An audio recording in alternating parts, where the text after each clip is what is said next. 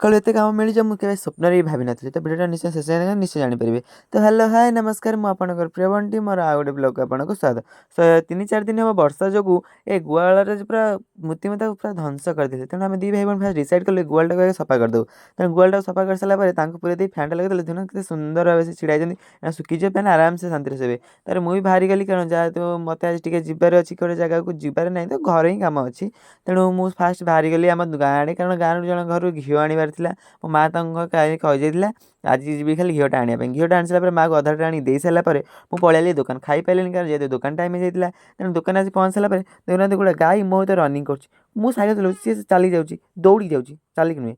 ସେ ପାରିବ ମୋତେ? ତମେ ନେଇଯିବ। ମୁଁ କହିବିନି ନନା ଆସିଲେ ନହେଲେ ଭେଦଭାଦ ଆରମ୍ଭ ହେଇଯିବ। ତେଣୁ ମୋ ନନା ତାଙ୍କର ଘିଅ ପୋଡ଼ିବା ଆରମ୍ଭ କରିଦେଲେ। ଯେହେତୁ ଆମର ଏଠି ହନୁମାନ ମେଳାଟା ହେଉଛି, କାରଣ ଘର କାମ ହେବା ଆରମ୍ଭରୁ ହନୁମାନ ମେଳା କରିବା ଶୁଭ।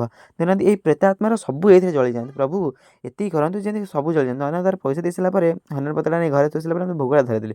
ଭୋଗଟା ଖାଇ ମୁଁ ତ କେବଳ ଜଗିଲି ସତ କଥା କହୁଛି ଭୋଗ ଖାଇବା ପାଇଁ। ଭୋଗ ଖାଇସାରିଲା ପରେ ମୋ ମାଆ ମୋତେ ଦେଲା କଖାରୁ ଫୁଲ ବରା କରିବା ପାଇଁ। ଏ ଶଳା କଖାରୁ ଫୁଲ ବରା ନଉଠୁ ହିଁ ନାହିଁ। ଯାହା ଯେତିକି ନଉଟିଲା ମୋତେ ମୋ ମାଆ ସେପଟେ ନଉଟେଇ ଦେଲା, କହିଲା ଯା ଚୁପ୍ତରେ ଖାଇବୁ। ମୁଁ ଖାଇସାରିଲା ପରେ ପଳେଇ ଆସିଲି ସମସ୍ତଙ୍କ ପାଇଁ ଭୋଗ ନେଇକି ଦୋକାନକୁ। ଦୋକାନରେ ଆସି ମାଆ ତାରିଣୀ ଦର୍ଶନ କଲି, ହନୁମାନ ଦର୍ଶନ କରୁଛି। ରହୁଛି ଜୟ ଜଗନ୍ନାଥ। ତା ଚ୍ୟାନେଲ୍ ପ୍ଲିଜ୍ ସବସ୍କ୍ରାଇବ୍।